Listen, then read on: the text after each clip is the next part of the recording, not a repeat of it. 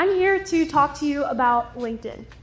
Most people on LinkedIn are there to see what people in the industry are up to, or to brag about their professional accomplishments. But this past spring, I discovered a corner of LinkedIn that keeps me coming back every single day. And that part of LinkedIn is the games. Even though I'm an English teacher, the games, it's not the word games that captivate me. It's actually the spatial logic puzzles. Because it's, of course, not LinkedIn without a little social comparison. You always get to compare your time with the average time after you finish a puzzle. So it's not just about completing a puzzle successfully, it's about doing it fast. And as you can see by my times, I'm not so bad at it. About 6 weeks ago, LinkedIn announced their newest game, sudoku. When I got the notification, my heart skipped a beat. I was so excited. I just knew that I would have yet another thing to brag about on LinkedIn. But then I realized that I actually suck at it. I'm rocking 4, 5, even 6 minutes to finish a Sudoku puzzle. The average time for a fellow Vanderbilt alum to finish one? Just over a minute. Long story short, I'm slow. You see, it's all my dad's fault. First, and maybe most frustratingly, Dad always called it sudoku. It drove me crazy. This is a photo of my dad playing Sudoku on his phone at the Fort Wayne Museum of Art. But in the time before smartphones and apps, he had this big Sudoku book that he would work through on the couch in the evenings. I got my first Sudoku book in my stocking for Christmas, the winter of 6th grade. I was hooked. I remember Dad and I sitting across from each other on the couch after school, each working on our books. The only thing you could hear were our pencils, making methodical little marks in each box, or our erasers, rubbing the chicken scratch away. To solve a Sudoku puzzle our way, you need a really good eraser and a whole lot of downtime. For each filled square, you count to 9 in your head, scanning the box, in the row, in the column to eliminate possible numbers. 1, 2, 3, 4, 5, 6, 7, 8, 9. You write in every number you don't see in tiny numbers in each square. When all the blank squares are filled with tiny numbers, you can then look for idiosyncrasies, numbers that stand alone in a box, row, or column. Only then will you be allowed to erase all the little guesses and be sure of the answer. There are no inferences. There are no shortcuts. You can solve most Sudoku puzzles this way. The harder ones just take longer to get through. So, let's solve a LinkedIn mini Sudoku puzzle together. These only have 6 squares per box, row, and column, unlike the normal ones which have 9. So I'm just going to count to 6. I'm going to count out loud, and I really want you to count out with me. Are you ready to do that? Okay, awesome. So let's do this first square that's highlighted in green. What do I see? Well, let's see if this laser pointer works. I already see a 1 in the box there, but I don't see a 2 anywhere in the box, row, or column, so I'm going to pencil in a 2. That's my guess. All right, let's keep going. I see a 3, 4, 5 in the box. I don't see a 6 in the box, or the row, or the column. So I'm going to pencil a 6 in there too. That's another possible guess. Ready to do the next one? Yeah. All right. Okay, so what about this square? You're probably already working faster than me. I see a 1 in the box. See there? Oops, no, I gave away the answer. Okay, I see a 1 in the box there. Let's see. We've got 2, 3, 4, 5. And that means the only option for this square has to be a 6. And then that means the other square in the box is 2, because we use the process of elimination. All right, let's do one more. Everybody count with me. What numbers do you see? 1, 2, 3, 4. Nope. Let's keep going. 5, 6. Nope. We're going to pencil it in. Do you see how long that takes? This is why I'm embarrassingly slow on LinkedIn. Modern Sudoku solvers, the experts, have these sophisticated techniques with names like naked pairs and hidden triples. The way my dad and I do it has none of that. It's just counting, methodically, over and over and over. This is me the winter after I got my first sudoku book. I was addicted. I brought that book in my backpack to middle school, pulling it out whenever I had a spare moment in class. Did I finish my science worksheet early? Sudoku. Had I already read the chapter in English? Sudoku. I started to catch some side-eye from my teachers, but I kept allowing Sudoku to suck me in. During lectures, all I hear was my perpetual chant.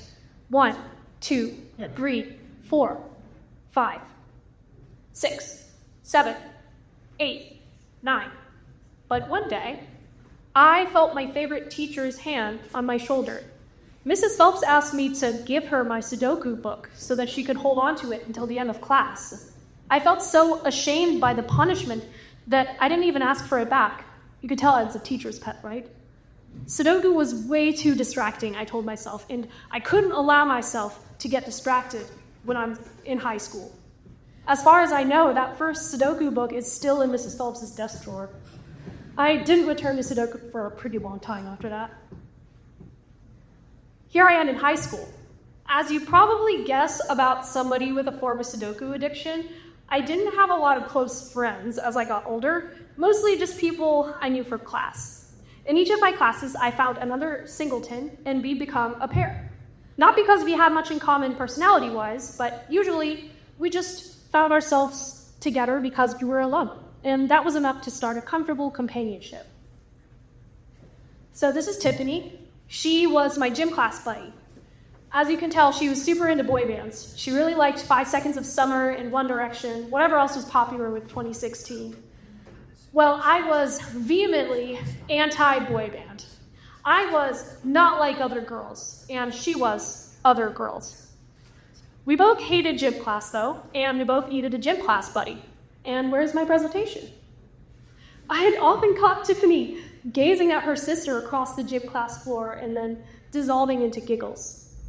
That year, we had options for gym class. We weren't going to be forced to play softball or basketball anymore. We could do things that didn't actually involve running, which was huge for the program.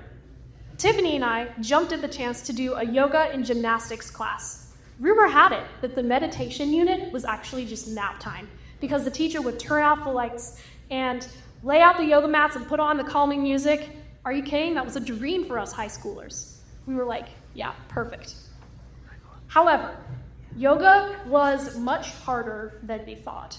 Side planks, sun salutations, bridges made my 16-year-old body creak and protest.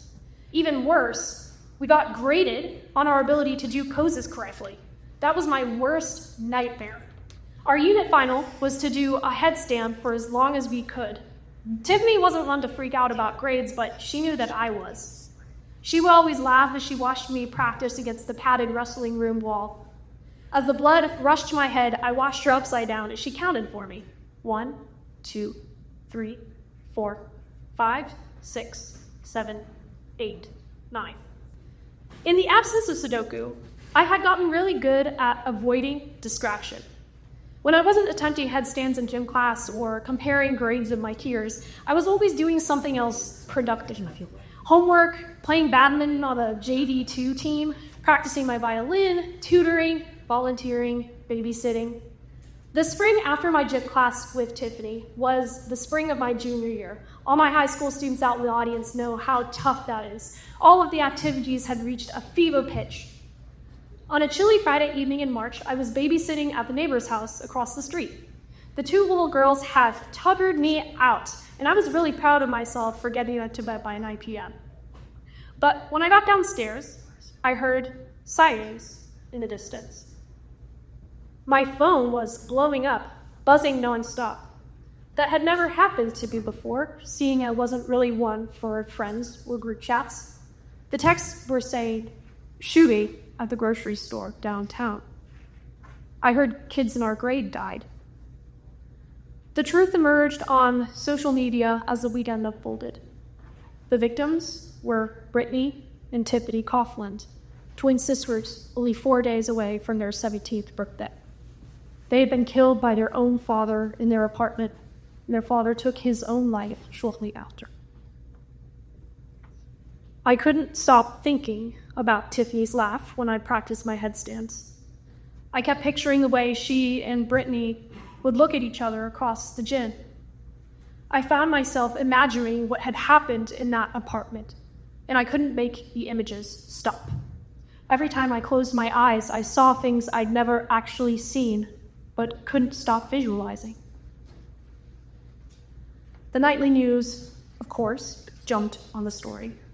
Mourners at the memorial downtown testified that both girls loved music and boy dance and going to concerts. They said that Brittany was outgoing and popular. She was on the cheerleading team. Tiffany, though, was quieter but still very kind. I remember being surprised when I learned how different their personalities had been.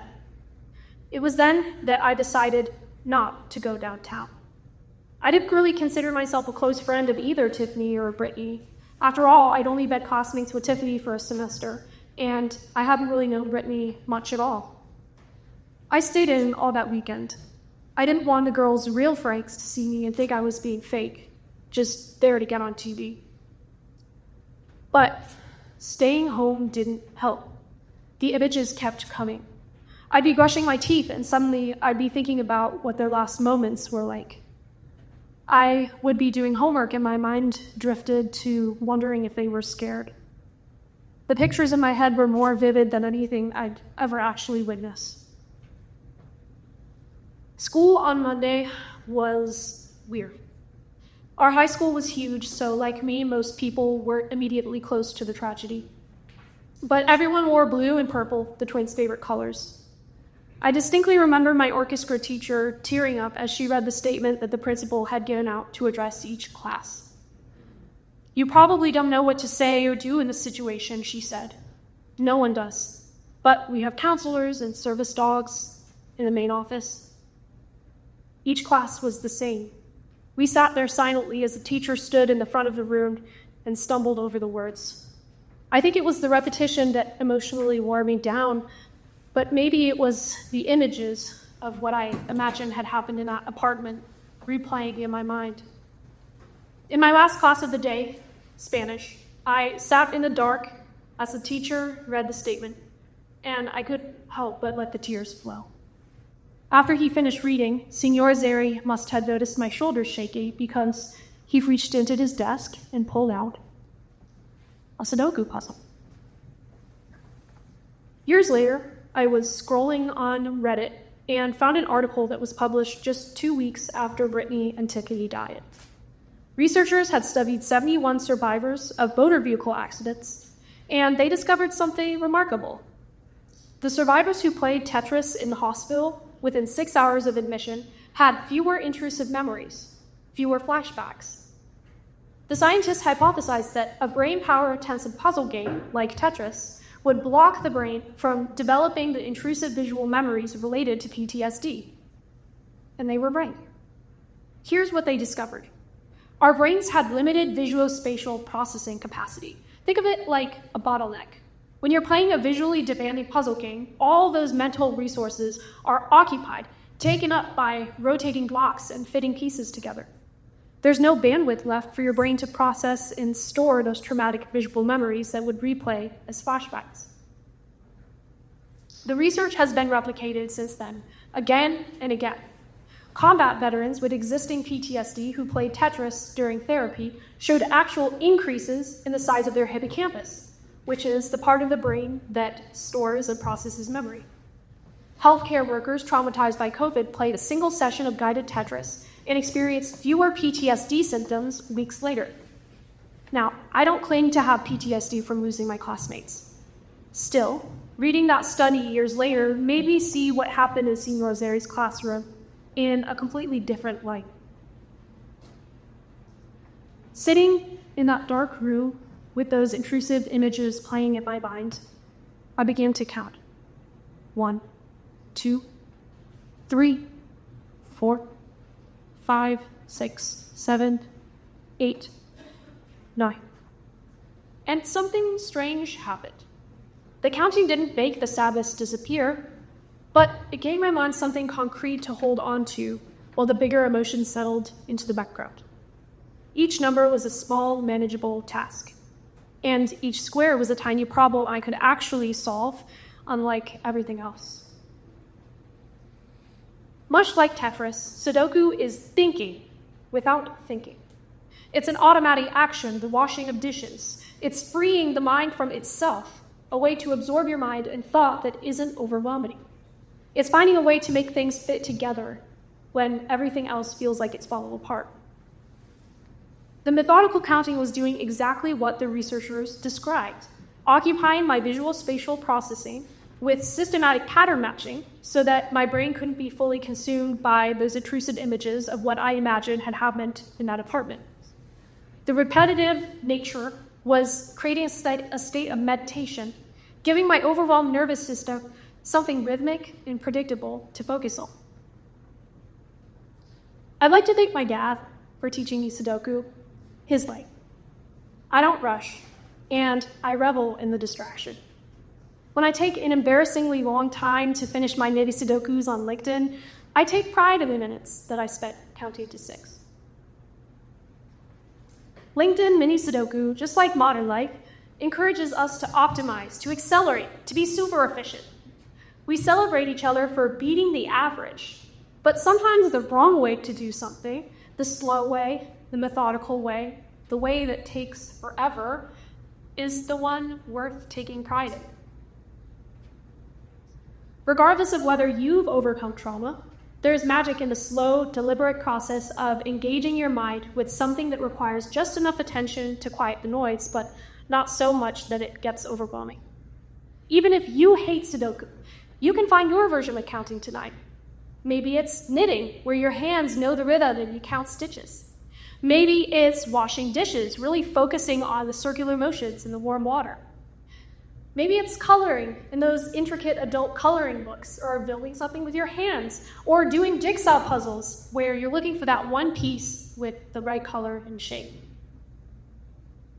Back in high school, when I took the Sudoku puzzle home from Senor Zeri's classroom, I set aside all of my homework to finish it. Not because I needed to finish it, but because I needed something to do with my hands and mind while the rest of me just checked out and took a break. I filled in those tiny numbers. 1, 2, 3, 4, 5, 6, 7, 8, 9. Over and over, like a prayer, like a meditation, like counting sheep, but with purpose.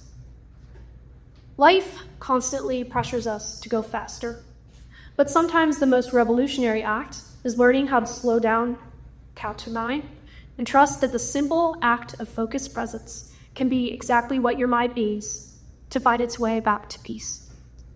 1, 2, 3, 4, 5, 6, 7, 8, 9. Thank you.